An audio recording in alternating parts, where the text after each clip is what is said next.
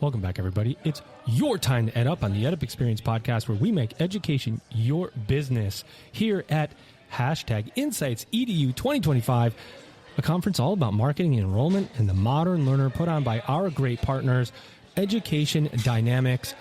Speaking of partners, I've got 3 people in front of me that are a partner to many, many schools out there. It's a little company they're from, but they do great work helping higher education grow and scale.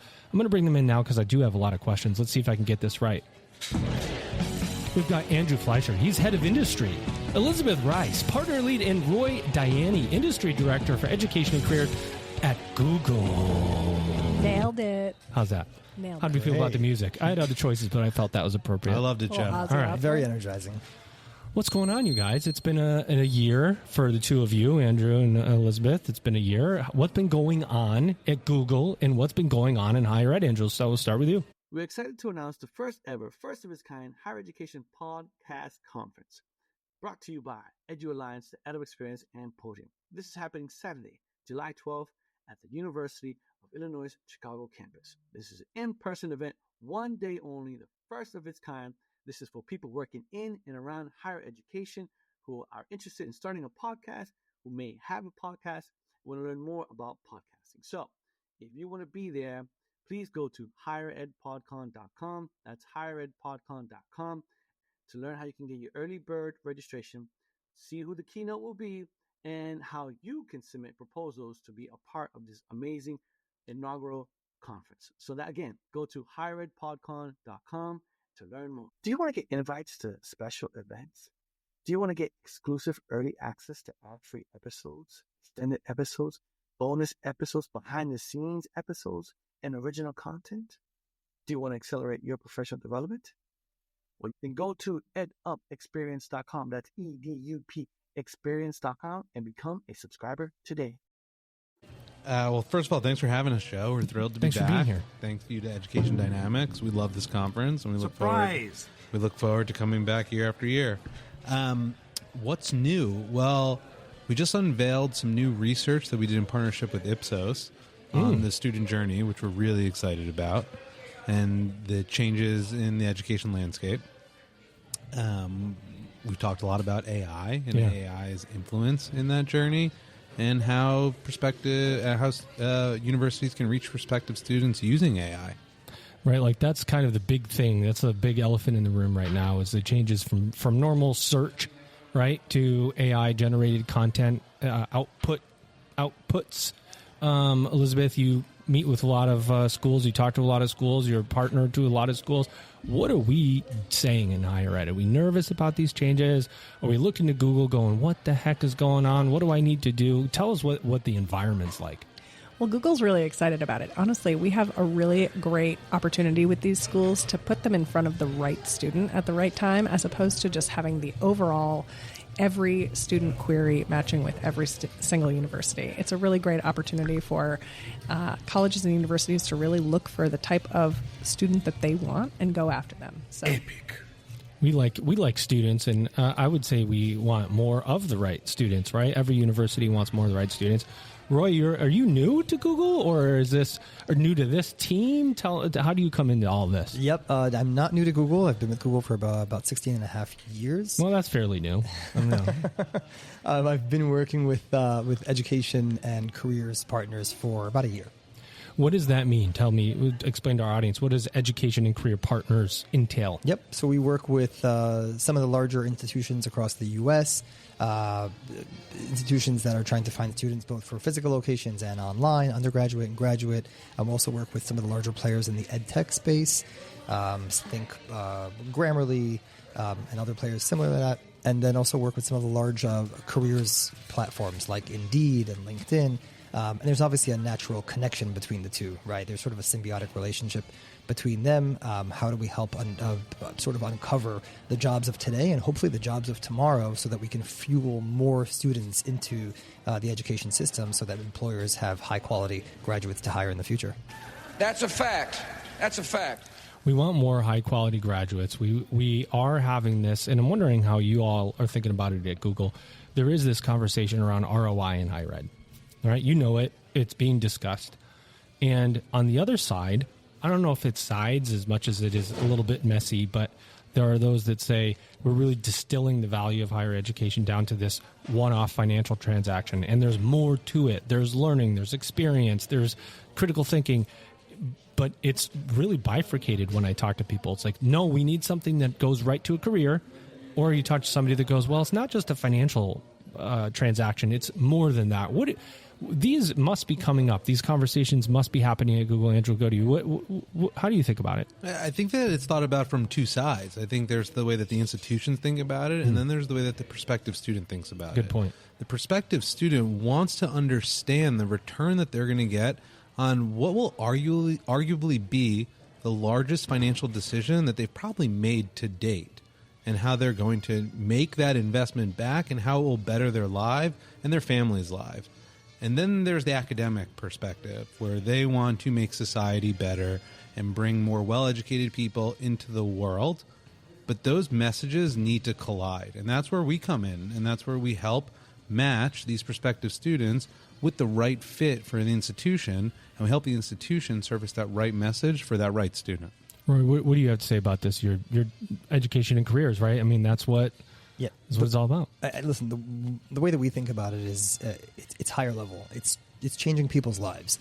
If you think about the kind of impact that your journey through school has had on your life, or the career choices that you've made, or hey, the career opportunities that maybe were put in front of you through connections, mentorship opportunity, they've probably had a fundamental impact, a profound impact on your life. And so we're working with partners on how do you create opportunities for these prospective students and for job hunters that can truly transform the trajectory of their life and create new opportunities for them and for their loved ones around them. Now, Elizabeth, you taking what was said, and we talk about careers, we talk about the value, all of these things. Are schools that you're talking with really willing to say that they want to increase revenue? I don't know if I should let that play because it's really great, but I do think we have this opportunity for colleges and universities to recognize that, yes, what they're doing on a fundamental level is in academia and is changing people's lives, but they are still a business, regardless of whether they're a nonprofit or not. They still care about their bottom line and their ability to exist as a university or a college still. Yeah. So they still do need to care about the revenue coming in and the outcomes coming out for their students. And so I do think there's an opportunity for them to, articulate that to their student. It's like, hey, here's the ROI that you're going to get out of this education. And similarly, they will gain on the back end because those students with the better outcomes are going to ultimately pay for themselves in alumni relations. Yeah, they're the best marketing tool, right? Best marketing tool, yeah. I mean, something that I would add to that is many of the institutions that we work with are taking the funds that they bring in, and they're using a lot of them to provide financial aid for students who are in need, who don't have that opportunity. And so it shouldn't be taboo to talk about the revenue that they're bringing in, because much of it goes to creating more good.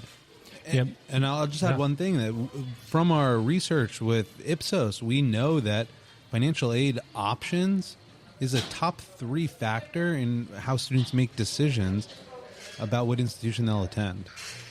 Go a little bit deeper for me. What do you mean, Laura? Does it mean like the financial aid offer itself? Yeah, so the top 3 considerations in the student journey that we just learned from our research with Ipsos comes in we've coined the quality of education, so outcome. So basically that return. The second piece would be around flexibility in classes, which is the shift to online. Let's go! And the third is around the finances and what financial aid. So these are the 3 biggest factors that prospective students are taking into consideration before they make that decision on the prospective university. I think that makes sense, right? Like I see a pathway towards some kind of career or something that's going to provide me an ROI. I want to take it this way, online or on ground. This is what this school offers. I think it's right. And then I find out that it's going to put me, it gives me a price point that I can't even fathom. So I've got the first 2. Now I'm going to take those first 2 things and I'm going to leverage those across my consideration set to see where I match up, right? I mean, I think that's the part sometimes that universities think that students are going to not take that and go somewhere else. They're going to stay with you just because your brand is so strong. But what about brand? How important is brand? We heard it from Education Dynamics. We heard that branding itself is kind of going back. Maybe it's a pendulum. Maybe it was lead gen and now it's back to brand. Maybe it depends on how the student is searching. Elizabeth, what are you seeing? What are you hearing? Higher Ed PodCon is coming. Go to higheredpodcon.com. That's higheredpodcon.com to learn more. Do you want to get exclusive early access to ad-free episodes, extended episodes, bonus episodes, original content, invites to special events, and more? Do you want to accelerate your professional development? Do you want to get all this while helping to sustain EdUp? Then go to edupexperience.com. That's EDUP experience.com and become a subscriber today.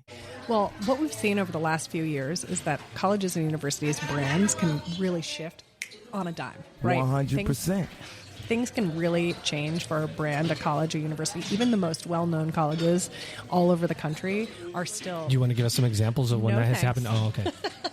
We know what you're talking about. But even some of the most well-known colleges and universities can really have a shift in their branding and perception. And Plus, there's so much news coming in. It's not like, your brand perception can change overnight. Exactly. And so, what you're known for, what your, students think of you, what your professors and academics think of you, and what your peers think of you is really, really critical. And so being able to control that message is really, really key. And so what we find is being able to be at the forefront of that message and really owning that from the get-go and from the jump is critical. And there are, crucial ways to do that, like supporting your own message through creative, through social, putting it on YouTube, making sure it's in front of the student throughout their entire journey will really influence their ability to make their own judgment. Joe, I want to go back to one point that you brought up, and it like the shift from branding, lead gen branding. I don't think they have to come at the expense of one another. Okay, so it's and they have to work together. And so what we just unveiled in our research is that 40% of prospective student searches are starting with that brand institution's name. Now, you have to be in the consideration set in order for that search to start with your name. How do you do that? You do that through telling authentic stories, but you also have to do that and speak to those three consideration factors that we just talked about. And that comes in the form of branding. So I have to know of the brand before I'm in the consideration set. So I have to be searched for at some level. There's another part of this, which is, and what Google does is, there's the saying I used to tell my team, if nobody's finding us on Google, we don't exist. They're going to search this university, this set of keywords, this something. If you can't be found, if you don't have SEO built on your site, if you can't be found, you will not have students, right? So there's a whole infrastructure part from a marketing perspective that goes into being found in the first place, so you can end up in that consideration set, right? Yeah, but let's zoom out and let's go even further. Yeah. You can influence the consideration set. You can be present on YouTube and you can tell that story. And we're really proud to represent what is the most watched streaming platform on TV screens today that outpaces Netflix and Amazon Prime and Disney. And you could tell that story to a massive audience in a well-distributed platform like YouTube. I like that. Yeah. So Joe, I think when you talk about, is it performance marketing? Is it brand marketing? The CMOs that I hear from, they just want to drive outcomes. They want to find the right student. They want them to submit the application. They want them to enroll, and they want them to persist. And I think that's why we're so excited about AI, because AI is helping these marketers become much more efficient and much more effective by finding the right prospective student, the one that's a great fit for what they offer, connecting with them and bringing them into school and driving better outcomes.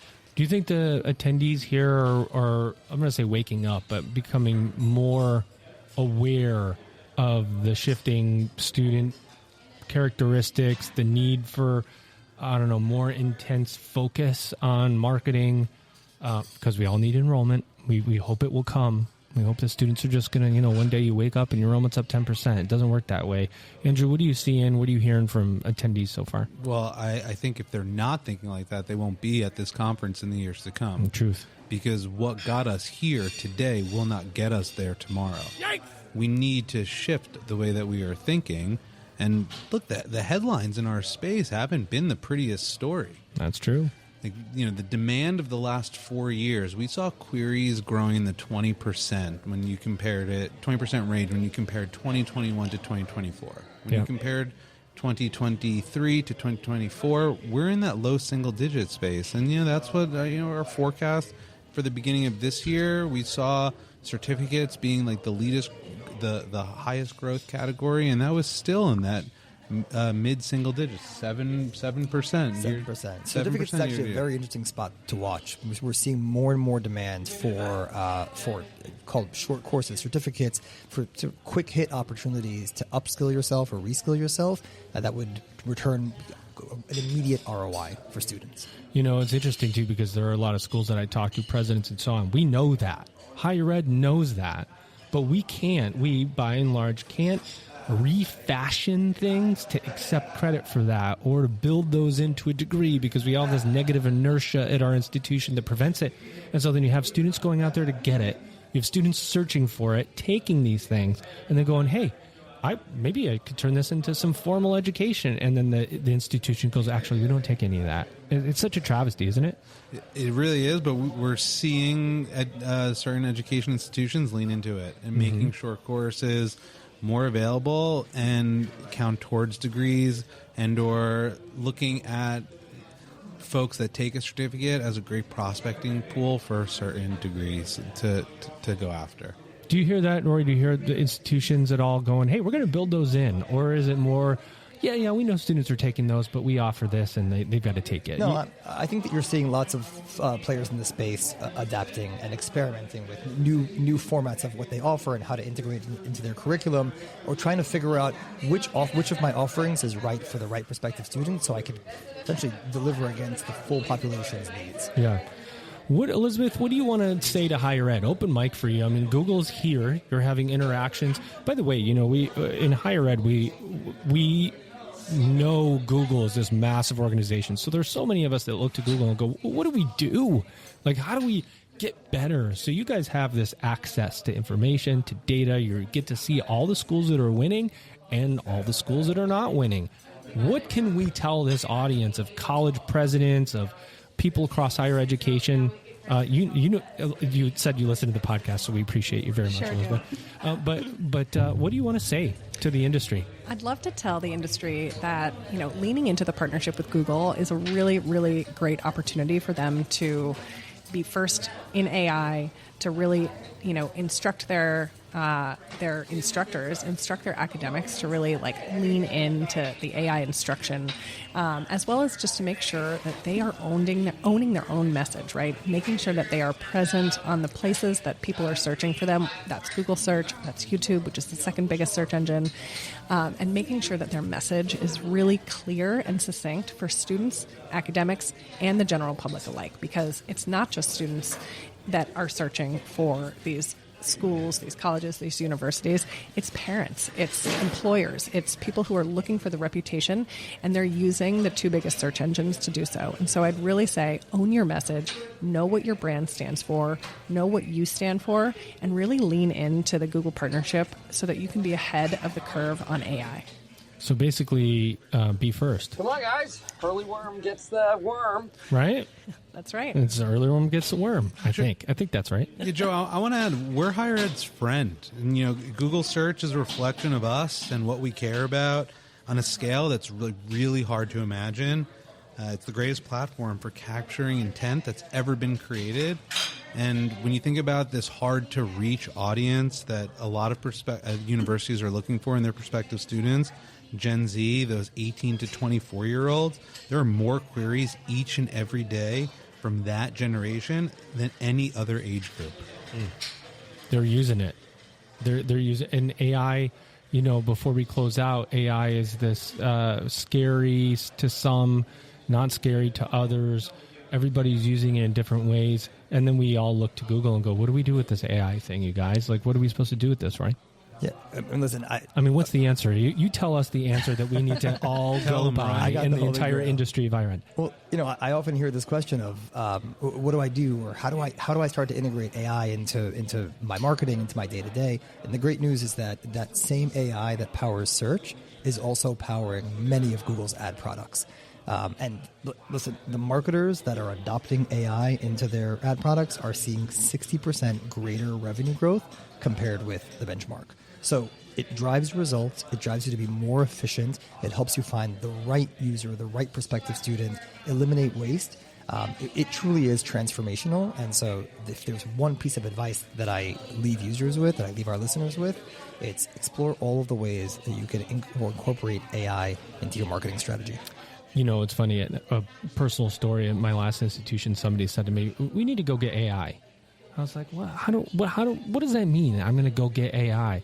And so you have to go to your partners first. You have to go to Google and say, okay, how am I already using AI through my partnership with Google? Let me be able to repeat the ways at which Google is using AI that allows me to say that I use AI to my faculty, to my staff. So nobody thinks that I'm not doing something, right?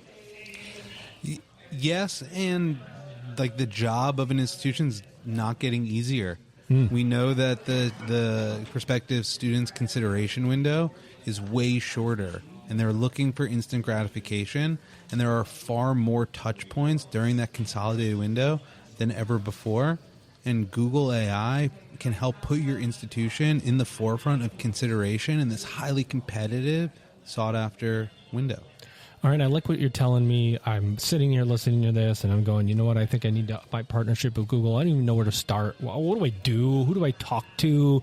Do I call Joe Salustio at the Edip Experience podcast and have him send an email to Elizabeth Rice? Like, what is my pathway to get in touch with you guys? Look, we're here at InsightsEDU, which is put on by a tremendous partner in Education Dynamics. We work very closely with them, and we see them as a thought leader in enrollment marketing services.